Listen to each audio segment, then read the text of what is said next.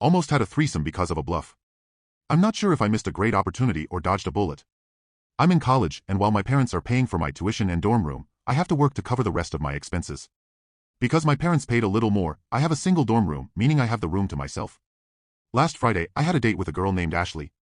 This was our second attempt at a first date. The first time was cancelled because she got sick.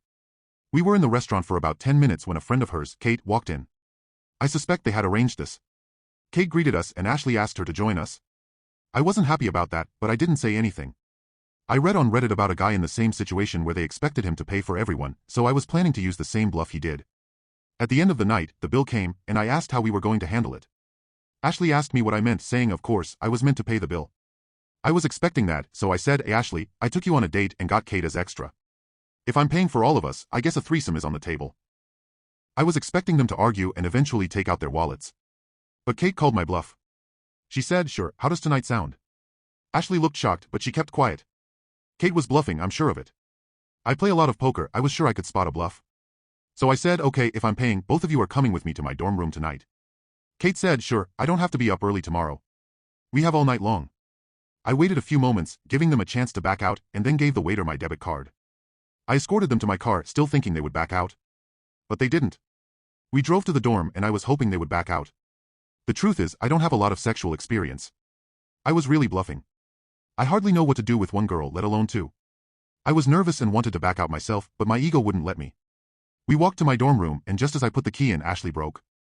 She said, "I'm not doing this. I'll Venmo you my half and you can lose my number."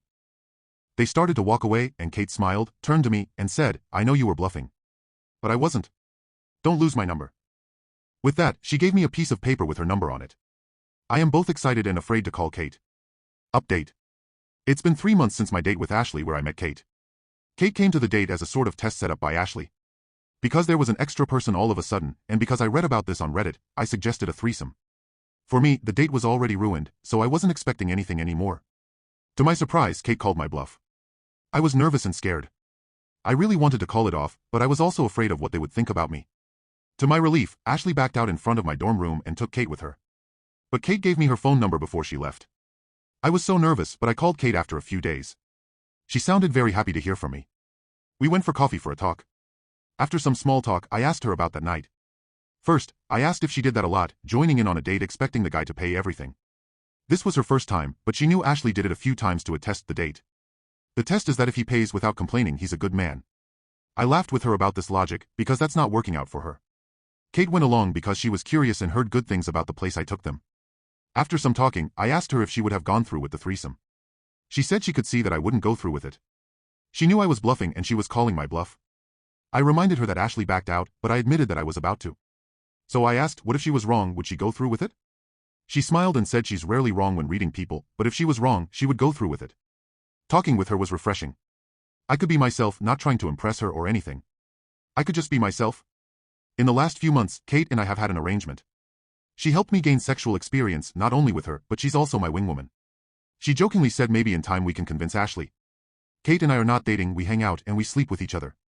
She is my FWB, my teacher, yes, I call her teacher to tease her, my wingwoman, but most important, my friend. That one bluff. It did get me laid. Final update. It's been 14 years since I met Kate. She crashed a date I had with Ashley. I bluffed about a threesome and Kate called my bluff. Ashley backed out at the last minute. I was really bluffing and not ready for something like that. Kate did give me her phone number. A few days later, I called Kate and we started talking. Over the next year, she taught me so much, not only about sex but also about myself. She gave me the confidence to become the man I am today. She was my teacher, my FWB, and my wingwoman.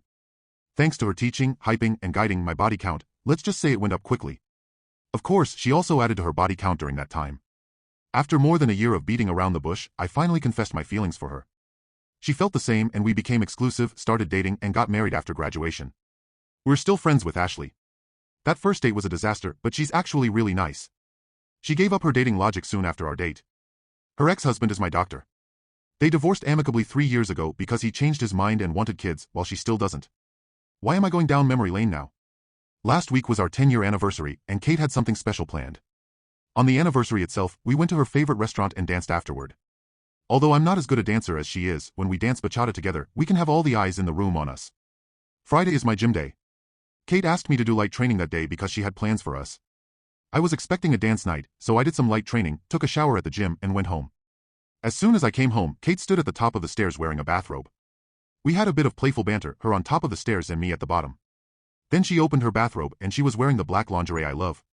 I was at the top of the stairs in half a second. While kissing her and guiding her to the bedroom, she asked me if I remembered how we met. So I told her the story, ending with, Ashley backed out half a second before me. At that moment, Ashley walked in from the bathroom wearing red lingerie, saying, "Tonight, I won't back out if you won't." She walked up to me, kissed me, and walked to the bed. Kate looked at me smiling and said, "Happy anniversary, honey." To say that was a surprise is an understatement. I'm not going to give a play-by-play, but it was a night the three of us will never forget. And it all started with a bluff 14 years ago.